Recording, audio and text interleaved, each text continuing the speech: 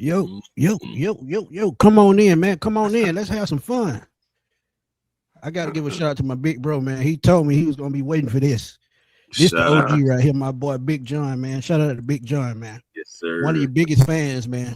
Oh, Tell come you. on. Come on, He Big John. called me to talk football. But I hear that. now come on in, man. Let's have some fun with Todd, man. Let's have some fun.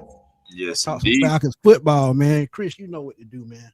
Hey, man. Yeah, like Smitty said, y'all come on in. It is Wednesday night. Not our normal night that we do it, but we have a special guest, so we'll make the accommodations. You know what I'm saying, for a Falcons Ring of Honor legend like Todd McClure, somebody that's been in the trenches. You know what I'm saying? You got to be pretty tough to be in the trenches. So we're going to get thoughts today and just about everything that's been going on around with the Atlanta Falcons.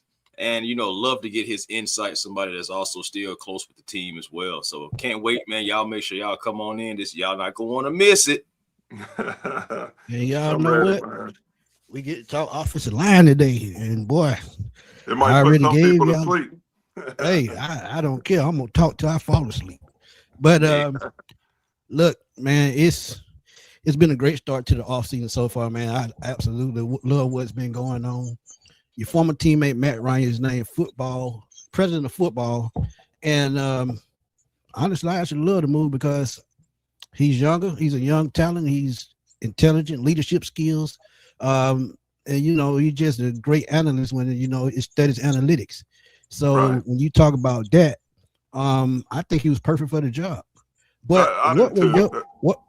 Go ahead. I was going to ask what your reactions were, but you beat me to it. Yeah, I was ecstatic when I heard that they were mentioning Matt's name. He's a guy that prepared unlike anybody else that I ever played with. There was no stone unturned. The amount of film that he watched, the IQ that he had of football, he didn't just know his spot. He knew where everybody else on the field was supposed to be and what they were supposed to do.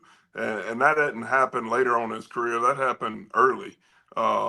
Had a great grasp of it. So, man, he's a guy that's diehard, that still lives in the city, that's going to do everything in his capability to put the best people in place to go in this drought, man. It's been 8 years. It's been too long since we've been in the playoffs, since we've really been relevant.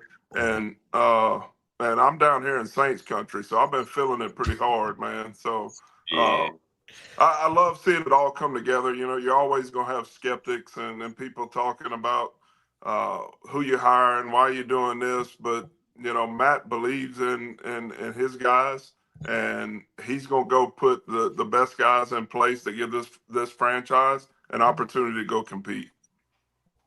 Indeed. About, man. Let's stay right there with Matt Ryan. And I wanted to know, how do you think his quarterback perspective will impact the roster building and offensive philosophy? Man, I think it's huge. You hear people talk about, and I know this because, I played 14 years. You build your roster from up the middle. You got to be good in the middle, whether it's that middle linebacker that communicates with everybody on defense, the center, the quarterback, and then it branches out from there. His knowledge, he's been around, some of the great minds, not only in his playing career, but during his time in CBS. So he's seen perspectives from all over. He's got a lot of people that he can lean on. And I don't think, he's going to be a guy that's going to try to put his thumb on anything. But I also think the coaching staff is going to want to hear his perspective and get some insight from him. Why wouldn't you? He's a guy, in my opinion, that'll be in the Hall of Fame one day. And he knows how the game's supposed to play. Facts. And we talk about, I talked about, his leadership skills, and you talked about building your team down from the center up. I might as well just going to start with free agent targets, and one been on my mind for a while. Shout out to Berto, shout out to Kev. They first brought it to light, but the more I looked at it, the more I thought about it. The center position. You remember in 2016 when Alex Max came over in the trade for Cleveland. I think that was one of the better moves in Falcons history as far as free agents. You talk about Mike Turner, you talk about those kind of moves, Tony Gonzalez trade. But Tyler Linderbaum. What would you think about that trade? Could that be Alex Mack 2.0 type trade? I think what's going to be interesting. Yes, he's a great player, and he'd be good for any franchise. Um, I think what's going to be interesting, and you guys know this as well as me, what this offensive needs. You got Bijan, you got Drake on the outside. We need a true deep threat. So you got to go get that weapon. I think. Our quarterback situation, we got to decide which way we're going there. And then after That's that, tough. I think we're really young. We're really athletic on the O line. Other than Matthews, and he's a stud. He had a few plays here and there, but his knowledge and his understanding of the game is unreal. So it's going to be interesting. And then with Kyle Pitts, what do you do there? Because he's a guy that I think he will impact the game also. So Matt Ryan's gonna have some sleepless nights. He's got a lot of decisions to make. Okay. Yeah. Okay. Arthur Blank situation in Atlanta. The way he was talking about the way they're going to approach things differently. Do you think that it started already, the way they're doing things right now, approaching things different, and how is that evolving so far? Yeah, absolutely. I mean, it's kind of, you look around the league and you see some guys that have had success. You look at Lynch out there in San Francisco, other guys that have played the game. And he's not a front office, but like Dan Campbell in Detroit, really impressed with what they've done in there and just the type of grit he's put into that program. So Mr. Blank, he obviously knew that something needed to change. And I think sometimes, like in any business or any organization, things get stale and you feel like you just got to keep doing the same thing that everybody else is doing. And I think this was a hire that Mr. Blank thought outside the box, wanted to change the mojo, change the energy. We got to change something because, the past 8 years, it hadn't worked. And, I think this team that we have, and I think that's one of the things that Matt's so excited about, this team's not far off, Great. you look at it, a couple of overtime games, a couple of plays here and there, we're in the playoffs, So this team's not far off. We got to make some key moves here and there, but we got the nuts and bolts of what it takes to be successful already in that building. Okay. I got to go back to Matt Ryan for a second because, and this is a different question, so just bear with me. But all right, so everything is not always going to go right. And I know you've been in the trenches with Matt when things aren't going right. Can you talk about the type of leader and the way that he handles adversity and what he probably, so how could he possibly, things not going right with the Atlanta Falcons, how do you think he will be able to pivot that and be able to handle that? One of the things that always impressed me about Matt during his playing career, and I was on one of the radio shows there in Atlanta this week talking about it. It was with Brian Finnerman. The thing about Matt, he was the type of guy that brought the energy when things were going great on the sideline. The thing I respect about him the most is he knew when he could get on guys and get them going, but he never demeaned you on the sideline. When things weren't going good, he was always uplifting, and you never saw it on his face. He never showed when he was down on himself, when he was down on a teammate.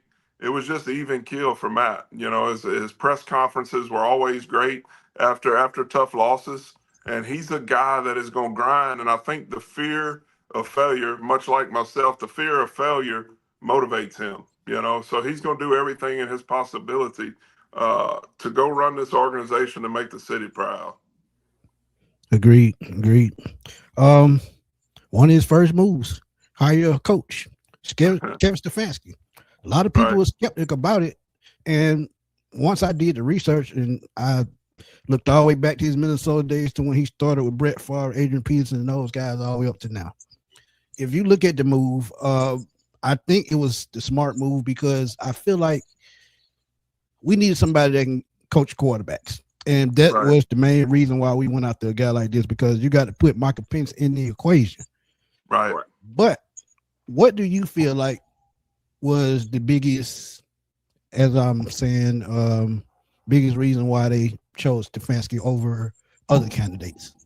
You know, when you look at it, and this is just my perspective, just the way I've looked at it, I don't think Harbaugh was ever really truly a thought. Great Agreed. coach. Run a great program with the Ravens. They won a lot of football games. But you see, in New York, he wanted it to be his program. He wanted to be the guy that answered to the owner. And I think that was one of the things that Mr. Blank's trying to change. He wants to do things a little bit differently. And I respect Harbaugh and the way he's going about it, but that I don't think that was the type of guy we were looking for at this time. So then you look at the Agreed. other candidates that are out there. And to me, it was always between Kubiak in Seattle and Stefanski.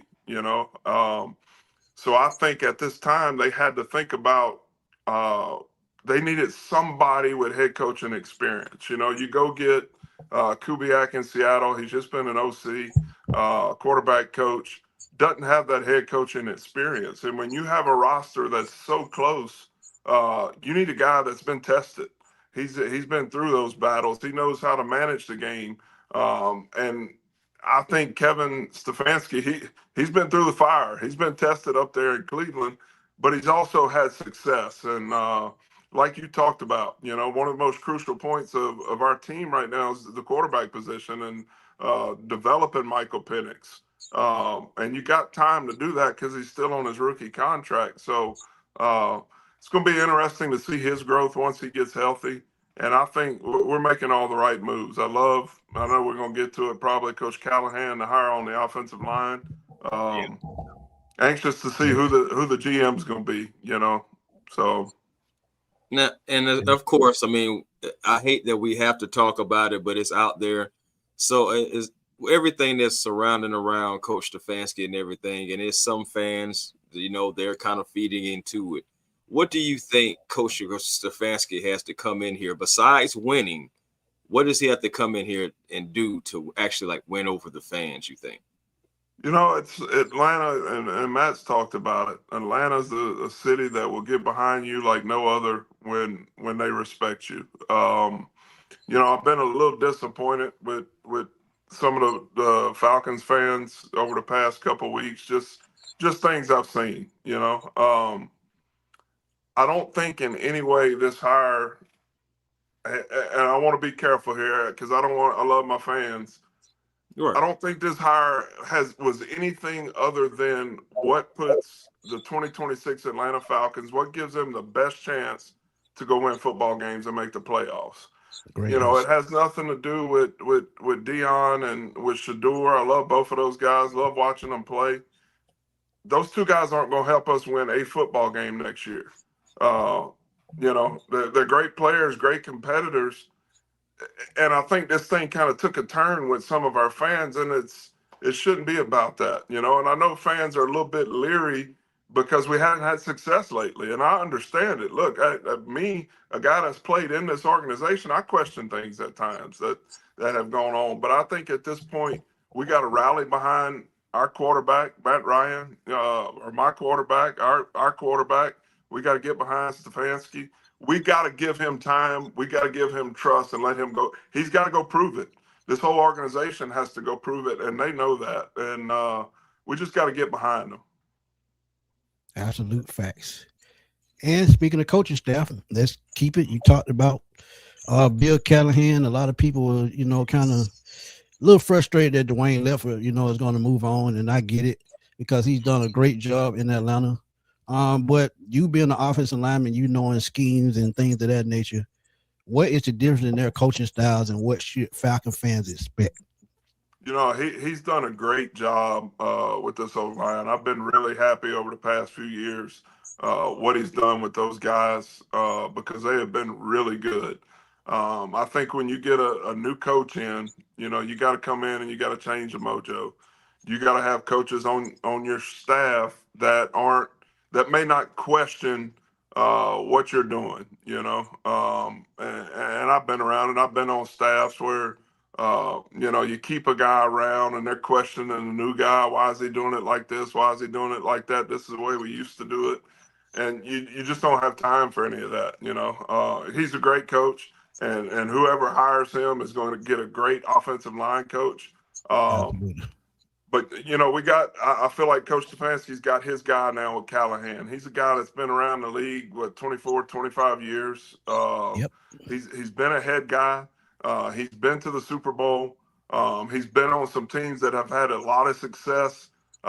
He's been on some teams that have failed. So he's been around a lot of situations. I called my buddy Alan Faneca, who's in the Hall of Fame, was a long time New York Pittsburgh Jets. Steeler. Yes. Yeah. Played with the Jets, Cardinals. Well, he was in New York with Coach Callahan. So I called him. I'm like, man, what are your thoughts on Coach Callahan? He said, Todd, he's wasted his mind. He said he should have been a CEO of a major corporation. He said he's extremely smart. He said those guys are going to work during individual period, like really work. He's not going. He's going to make sure his guys are ready. He's been around. He's run zone schemes. He's been around some other power schemes. He's a guy. Allen said that if something's not going right within that coaching staff, or if he's got a player that's not doing the right thing, he's not afraid to step up, and he's not afraid to step on toes and tell people around him in that organization this is how it's got to be done. And a guy that I played for that was just like that was Alex Gibbs. Alex Gibbs. Oh yeah. Absolutely. He coached the offensive line, but he coached the running backs, the tight ends, the quarterback. He coached everybody, and everybody respected and listened to him. We all hated him at times, but he was great. We went out and had some great teams. Yes, man. Okay, I gotta ask. All right, now, just because there is already talk about possibly a shift in the offensive line, but I want to know, especially in today's NFL, in your thoughts, how important is cohesion up front versus just collecting talent?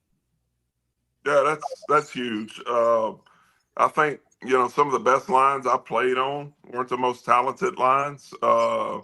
Didn't have the highest draft picks, but we were close, man. We knew each other on and off the field, and and that's the biggest thing. Bringing a coach in, you got to learn that combo block. You got to know what those guys are doing next to you, and you got to be able to do it with your eyes closed. So you don't have to have the most talented guys. You have to have guys that are committed to the game, committed to their craft, and that are going out there to play not for themselves, for a contract. They're going out there to play for the guy beside them. And I think back to the line I had with Sam Baker, Harvey Dahl, Justin Blaylock, Tyson Clabo. We were a close group that would do anything for each other. And, that's how it's got to be. Now, you can win with talent. You can go load up with talent. But it doesn't necessarily have to be the most talented guys to have a unit that's really successful. Agreed.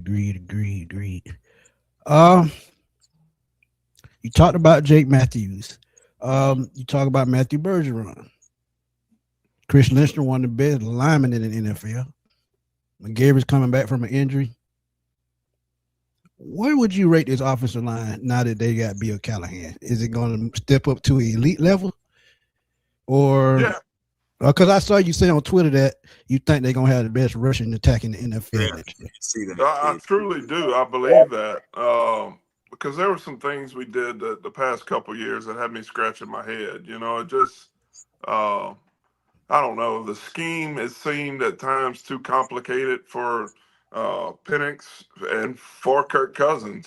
Kirk's a brainiac, and he looked confused at times with our scheme, with motions, and we were snapping the ball and it was hitting tight ends. It seemed like it was too difficult for those guys. And I'm excited when you come in with Stefanski and then Reese, his offensive coordinator, Callahan, all those guys are going to be speaking the same language. They've all coached together, and I say they all. I'm not sure if Reese and Callahan have. I think they did in Cleveland, but they're going to all be on the same page.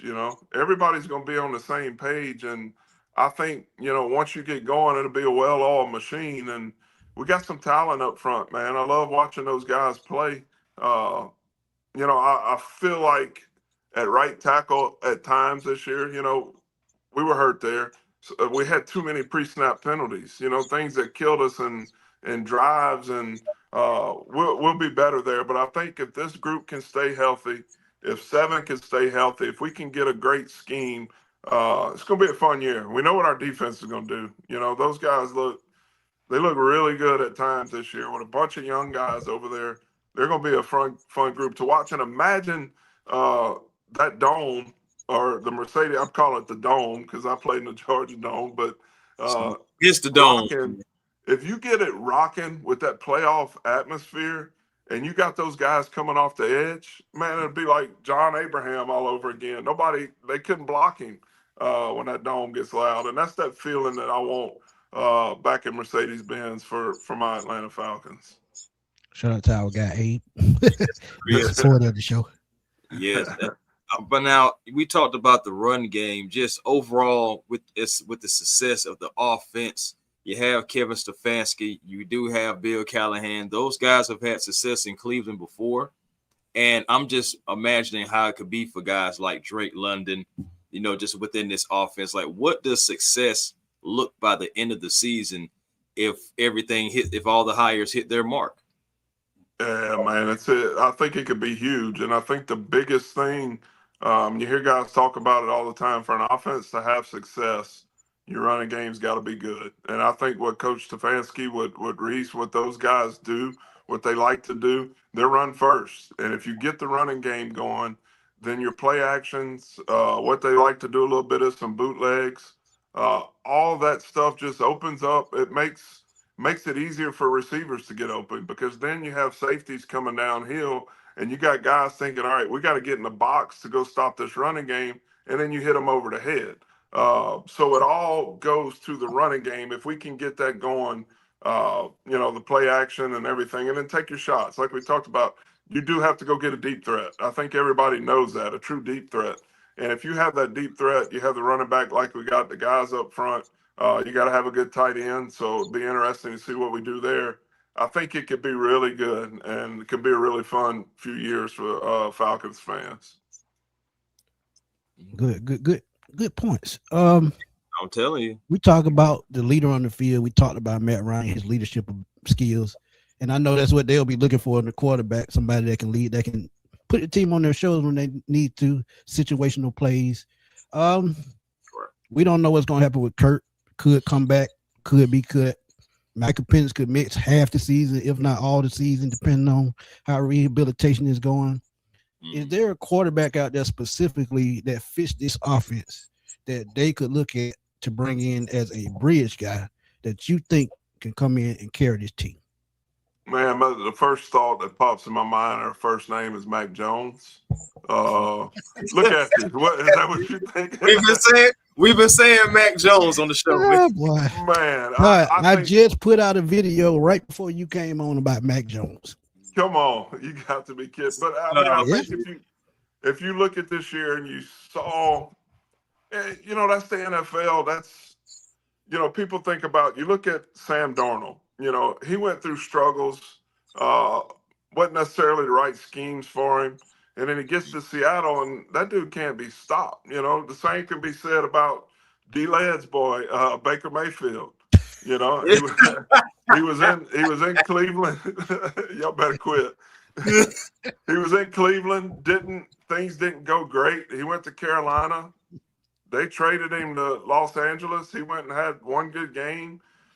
Gets a contract with Tampa. Baker's playing some unbelievable football right now, in my opinion. Absolutely. I agree. So I think a guy like Mac Jones that showed he can go carry a team. He carried San Francisco, and got them to the playoffs. I think he would be a huge get if we decide that it's time to move on from Kurt and go free up some cap space, or possibly get some draft picks if somebody's interested in trading for it. Chris, before you go, let me throw in this question right quick. Go ahead. Because he's an LSU Tigers guy. Oh yeah. So you know I'm going with that quarterback question. What's your thoughts on his what he could do at the next level? I'll just put it like that. Is he a No, you're day 2, talking day 3 guy? about Nussmeier or Yes. Nussmeier? Yeah, I Yes. think Nussmeier had a rough go this year. He was dealing. To answer your question, he can be a quarterback at the next level. I don't know. I can't say 100% that he's going to be a starter or a franchise guy, but he can definitely play the game at the NFL level. He's the type of gunslinger. He reminded me a little bit of, and I know this is a big step, but Brett Favre. You know, he had that same mentality where he thought he could make every throw. I think one of the things that he didn't do great, and I think you have to do, you at least have to be decent at it to be successful at quarterback. You got to be able to run every now and then. You know, when things aren't open down the field, Nussmeier may try to force throws when he could have ran and picked up 5-10 yards, picked up a first down. So he's got to get better there. But his mentally, competitive wise, he's a guy he's going to get drafted. I would say middle of the rounds, and he's going to be on somebody's roster. And you may look up in 4, 5, 6 years, and he may be a starter for a franchise, but he's going to have to go out and prove it. I can see Right, that. right, Go absolutely. ahead, Chris. Okay, so as far as with the offense and bringing in over Callahan, of course, having Stefanski, we've already talked about this previous success, but just within the run game, can you see us, especially with questions at the quarterback position? We still don't know who's going to be under center. Can you see the Falcons possibly prioritizing the run game and trying to make sure that they have the trenches, the protection, and everything together to make sure that Bijan is able to pop off those big runs, similar to how we saw him toward the end of the season? Yeah, absolutely. And I think, you know, you bring in Coach Callahan and that running game is going to be a priority. He's going to make sure. I mean, we already can run the ball. We ran the ball with a lot of success this year, you know, and we just put ourselves in some bad spots at times. But we got a strong foundation to build off of. And you know, like I said earlier, the scheme I thought didn't accentuate what we did best at times with the players we have, and I'm excited because Matt knows the guys that we have and the type of offense that we need to come in to let them excel. And I think that's why he went and hired Stefanski. That's why he went and hired Callahan and then Reese. I'm excited, man. I'm ready for the first OTAs so we can see a glimpse of what this offense is going to look like, and then preseason. But we have a lot of decisions to make between you know, now and the start of the season, and I hope we make the right ones. Man, I'm talking about optimism is everything, and that's right. We've been telling our Falcons fans, like, we have to be optimistic about the moves, especially like when you think about it. When Matt Ryan was hired, everyone loved the move, right? At least we can at least agree and say at least 80% of the fan base enjoyed it. Right. So now that he has the job, we have to keep faith and be optimistic in the moves and just let him work. Let him cook. Yeah, I agree with you, man, because you watch people, as soon as they announced Matt's hire, everybody was all excited. And then he goes and hires a head coach, and they start doubting already. After yesterday, they said, have faith in Matt. And now you don't have faith in him, you know. You just got to trust it. He's I promise you, he's not going out there throwing darts at the dartboard. And all right, it landed on Stefanski, so that's who I'm gonna pick. He's doing his research, and he's got a group around him. And I guarantee you, he can pick up the phone, like he talked about. Call Bill Cowher, call, you know, different people that have been around the NFL that have been successful, and they're going to lead him in the right direction. They're not going to tell him things that they think he just wants to hear. They're going to tell him who they think he needs to hire to go be successful. Hey, you don't get no better than that. Speaking of hiring, 2 GM candidates that have come to the forefront, Ian Cunningham and Josh Williams of San Francisco. What do you feel like each one of them bring to the table as far as the GM and what they could bring to the Atlanta Falcons? You know, I'll start with Williams out in San Francisco. You look at the injuries that San Francisco team had this year, and the way they were able to move guys in, and really didn't seem like they skipped a beat, so they made the right moves, not only with their starters, but with the backups, the guys they had in place. And I think that's huge because you're going to have injuries in NFL. I don't think any Yeah. team's ever gone through a season and not lost a guy here or there. Nope. Never happened. It's going to happen. So your depth has to be good. You got to build good from the draft and in free agency. And I think they've done a really good job of that in San Francisco. Then you look at in Chicago, they've done some good things. Last year, they showed glimpses of being good. You go draft Caleb Williams, and last year people were wondering, man, is he really going to make it as an NFL quarterback? And this year, looked phenomenal.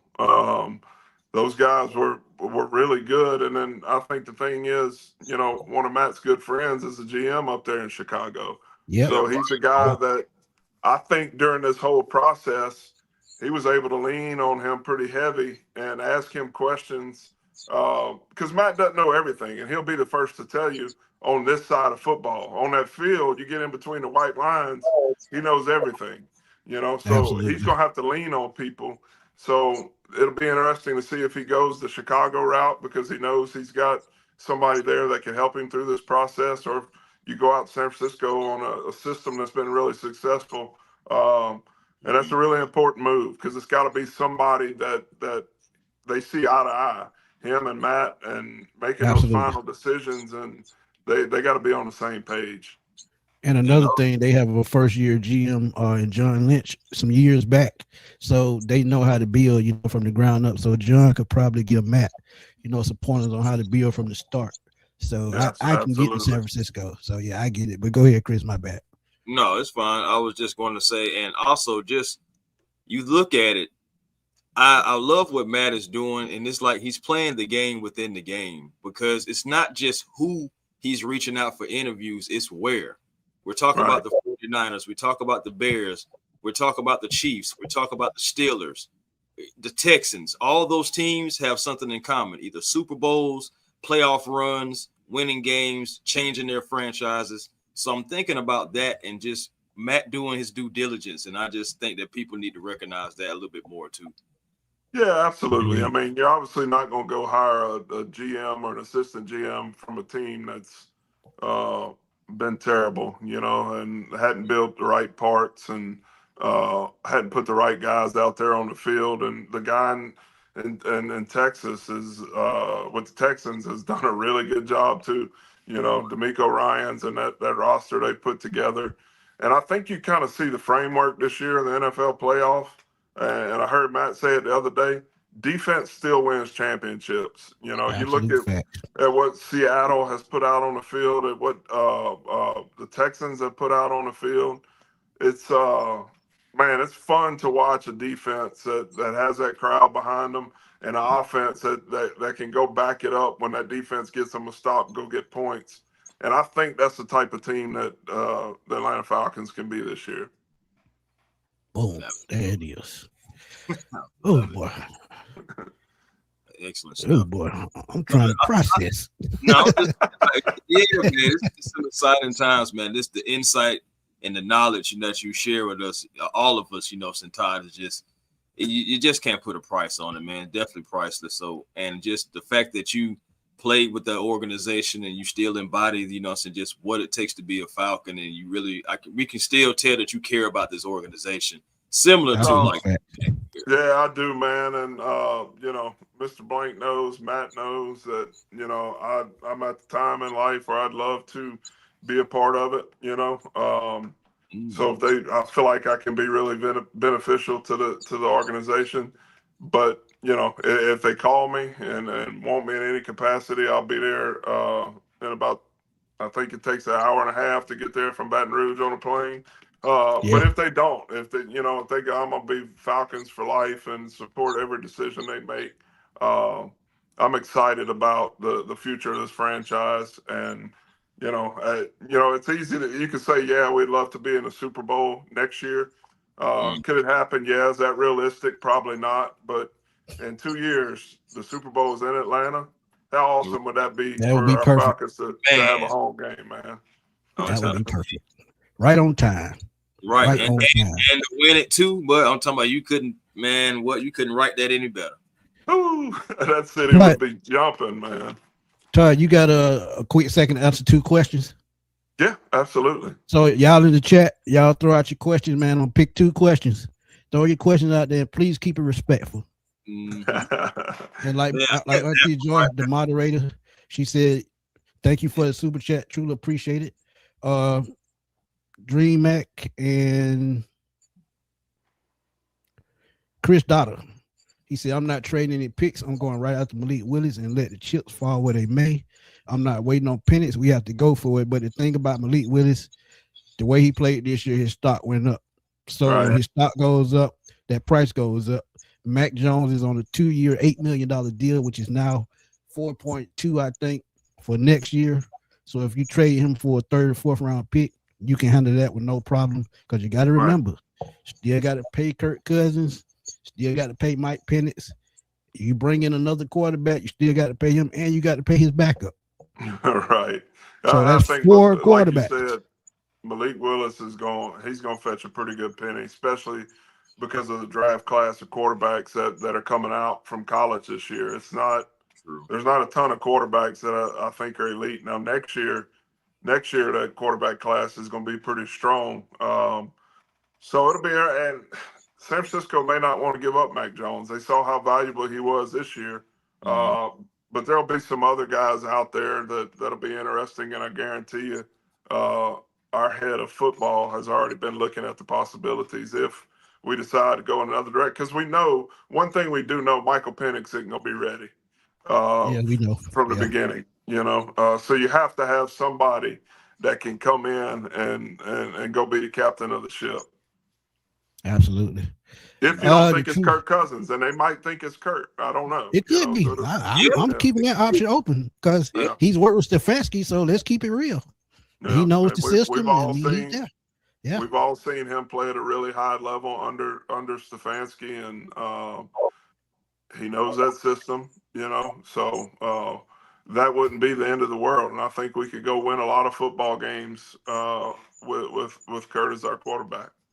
And Joe Flacco, 41 years old, and he's still playing. So I mean, still playing. They don't need to call Phillip Rivers though. I tell you, I enjoy watching that when Phillip came back. That was funny. It was enjoyable to watch. My guy, the truth say, given we're going to run the ball more, would you bring back Tyler to help get this offense's identity back? And that's a tough question because, and shout out to his uncle Tyler, just Uncle Lou always stopping in and help join us. But what's your thought on them trying to get Tyler Algier back? Because he's gonna go on the money because he's a running back one on a lot of teams. So, I agree with you, man. Every time Tyler touched the ball, it's like he had something to prove, and I understand that because all you hear about is Bijan. Bijan's really good. But I love the way Tyler Algier runs the ball. It'd be huge if we could find a way and find a room or the money to be able to keep him because, it's a long season. And having that 1-2 punch was really good for the Falcons. I think, like you talked about, he's going to get a pretty good price tag. He's going to get some offers from other places. I think it's going to be hard to bring him back, but I would love to have him, no doubt. Absolutely. Dirty Bird game. Five toughest or best defensive linemen you faced. Number one's easy for me. Chris Jenkins played with the Carolina Panthers. Chris was, oh boy, that dude was strong as an ox. Yeah, 6'4", 6'5", 330 is what they had him listed as. I'm sure he was closer to 350, 360 at times, but quick as a cat, man. Another one early in my career was Leroy Glover, played with the Saints, played with the Rams. Oh, yeah. Leroy was undersized, but he was so quick and so powerful with his hands. And then John Randall was another one that I enjoyed playing against, talked a lot of trash, and he backed it up, and I'm talking to guys that I had to block. Kyle Williams was in Buffalo. Just a nose guard that just made you earn it every time you snap the ball. Warren Sapp, he played more of that 3 technique, but when it was third down, that joker was coming after the quarterback, and he made a lot of guards lose sleep at night. And I know I'm leaving some guys out. Haloti Nada from Baltimore. Jesus Christ, that dude. He was a terror. That was Hall a of Fame. big man. That got to be Hall of Fame.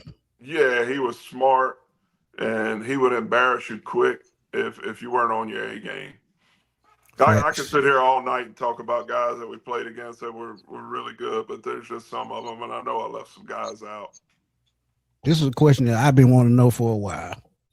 You ever thought about getting into coaching? Oh, absolutely. I've thought about it, and I was asked when I retired or before I retired if I wanted to get into coaching, if I wanted to get into scouting, front office.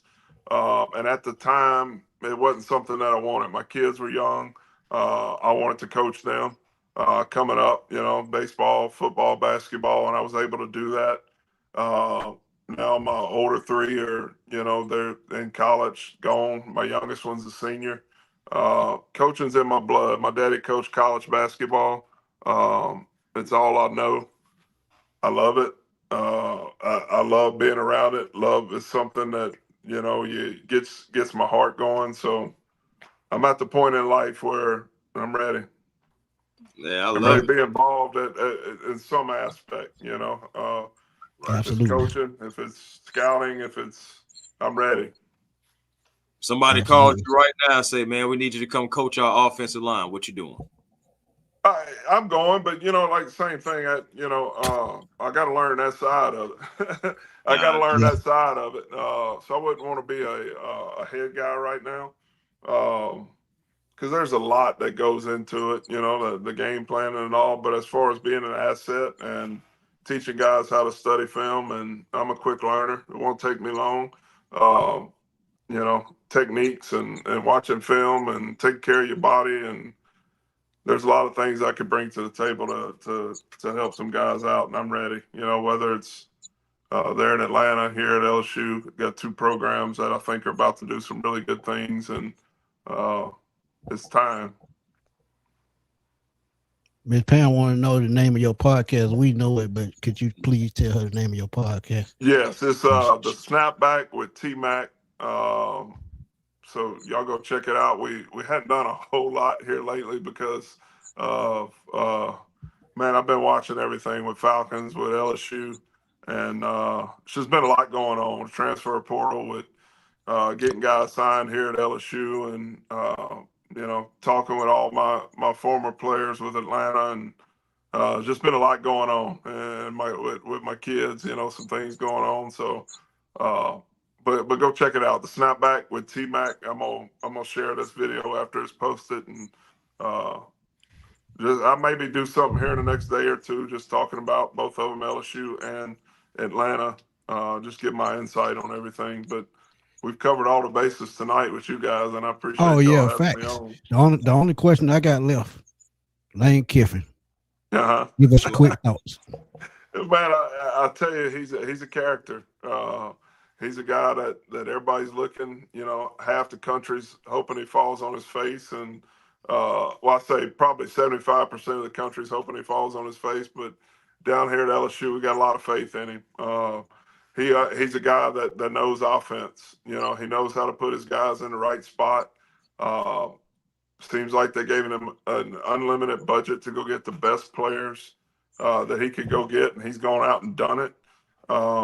I always say it's about the Jimmies and Joes, not always about the X's and O's. You can have the best team in the world, but you got to have the guys that can go execute it. And when you put his knowledge of the offense and the players that they just went and got in the transfer portal, and he talked about it the other day, you can have the most talented roster, but you still got to find a way to, like we talked about earlier, make them cohesive and make them play together, because now those guys, it's like the minor leagues. Those guys are getting paid to play the game. It's like minor league baseball players, but they're making a lot more money than minor league baseball players. You still have to find a way to get them to play together, no matter how much talent you have.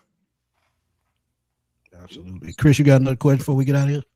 No, man, that's really all I got. I mean, because some questions that I did have, Todd like answered it within it, and so it was just one of those things where no point asking it again. So I thank you, Todd McClure.